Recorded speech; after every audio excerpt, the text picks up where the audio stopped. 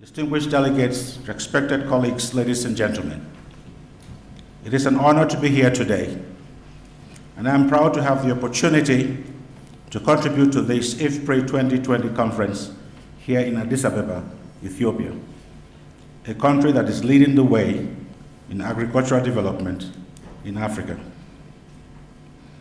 The concept of resilience is not a simple one. It involves the ability to bounce back from any number of shocks: floods, drought, conflict, food price volatility, the breakdown of local institutions, and job losses. And today, with climate change, these shocks are intensifying and multiplying. Typhoons in the Philippines, flash floods in the United States, mudslides in Afghanistan have had dramatic and catastrophic impact in recent months. Farmers in the developed countries can invest in their businesses because if disaster strikes, they have an asset base, insurance, financial services, and social safety nets. But smallholder farmers in developing countries often do not. For most, it is too risky to try planting a new seed variety or diversifying into new crops or livestock. And when crisis strikes, these farmers are often forced to take drastic action, removing their children from school, selling whatever assets they have, or giving up farming altogether and moving into the cities. Excellencies, ladies and gentlemen, you may wonder why we need smallholder farmers at all. There's a common misperception that small farms mean poor farms. Yet, small farms are often more productive per hectare when agroecological conditions and access to technology are comparable. For small farms predominate in rich countries such as Japan, Korea, Norway, and Switzerland. And developing countries such as Thailand, Vietnam have built their economies on small farms. So, what does this tell us? Successful small farms can create vibrant rural areas that ensure a dynamic flow of economic benefits between rural and urban areas so that nations have balanced and sustained development. Successful small farms are also critical to food and nutrition security. Undernutrition is not just a health issue. It is very much about an issue of agriculture and economics. There are 500 million small family farms in the world, providing food and livelihoods for billions of people. These farms are responsible for up to 80% of the food produced and consumed in some developing countries. In sub-Saharan Africa, it is known that GDP growth generated by agriculture is 11 times more effective in reducing poverty than growth generated by any other sector. Investing in the resilience of smallholder farmers is investing in the resilience of food systems, the resilience of communities, and the strength of nations. Let me share with you some personal but time-tested propositions. First, we must remember that development efforts almost never succeed when they are conceived by experts living thousands of miles away without any idea or understanding of the local context. For example, during the 1970s, there was a well-intentioned plan to regreen the Sahel by planting fast-growing eucalyptus trees. Farmers were instructed to clear their farms of all useless brush. But it turned out that the brush was not useless. Its root system anchored the soil. But the farmers who did not see value of the trees did not tend the trees. So the trees died. The topsoil was blown away. And of course, crop yields plummeted. So my first proposition for resilience is to listen to and to respect the opinions of local people.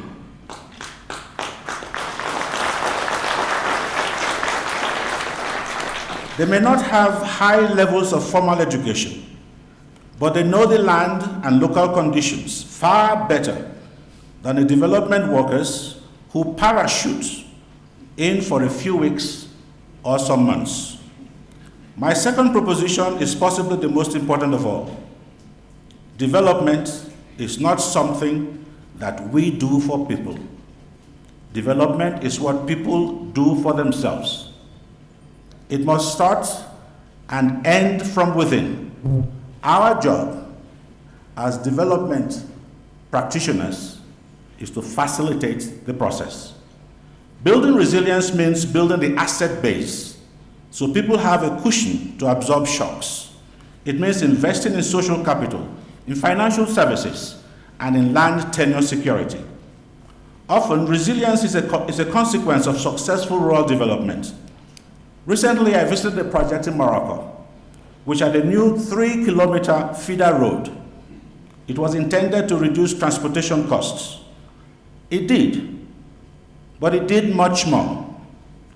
A group of women from a village in the mountainous region of El Haus told me about the hours they no longer spend transporting water. Instead, they grow and sell herbs and medicinal plants.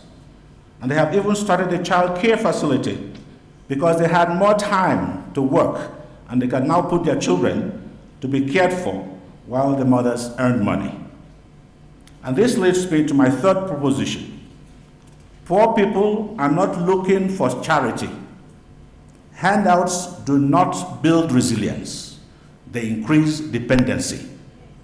Resilience is built through partnership-based approaches that respect the dignity of the recipients, foster ownership, and ensure sustainability.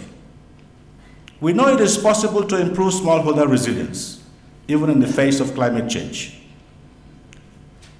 Schengen and I did not share notes, but my example comes from Bangladesh. I visited a village in Sunanganj, where flooding lasts about 6 months after the monsoon, and waves routinely destroy the infrastructure that smallholders depend upon. The project invests in what we call submersible roads, so that communities do not need to rebuild every time the water subsides. Improved canals allow people to navigate their boats safely as the waters rise. As you can see, there are many approaches to creating resilience. What they share is first starting with what exists, with local knowledge and a partnership approach. My last example does not need for us to travel so far. Again, Schengen and I did not share notes. But during 2011, the 2011 drought and famine in the Horn of Africa, the impact in Ethiopia was limited compared to the horror stories of the 1980s. How did this happen? Leadership and government policies that addressed macroeconomic issues and ensured investment in drought preparedness and smallholder farmers. Today's Ethiopia is the fastest growing non-oil economy in Africa, with growth of about 10% per year, with the second largest floriculture industry in Africa, the largest hides and skin as well as honey producer in Africa, with an impressive commodity market for large and small-scale farmers. And so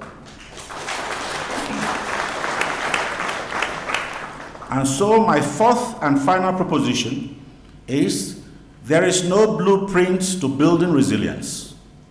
What I can leave you with is that our efforts to build resilience must start with a change in mindset. Farming is a business. irrespective of scale and size. Small farmers are the main on-farm investors in agriculture throughout the developing world. They must be regarded and respected as equal and integral partners in development. Excellencies, ladies and gentlemen, this is the African Union's Year of Agriculture and Food Security. It's the International Year of Family Farming. It's also the year when we are solidifying the post-2015 agenda. Let us therefore not underestimate the importance of rural areas. As I have said before, and as evidenced by the Ethiopian story, agriculture and rural development are essential for building resilient food and nutrition security. They provide a pathway for employment, wealth creation, and economic growth. They are the basis for social cohesion. They are the foundation for political stability, gender equality, and the precursor for global peace and security. Thank you.